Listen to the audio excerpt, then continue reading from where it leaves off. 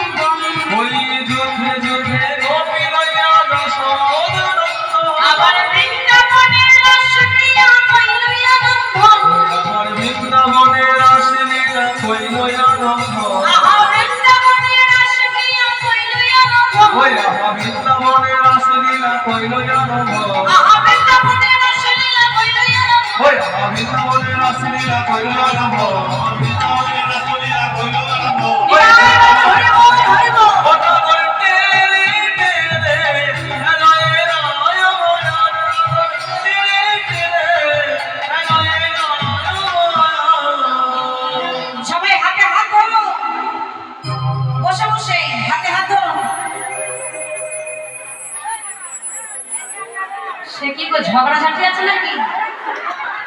হাত ধরবে না? কই হাত ধরো।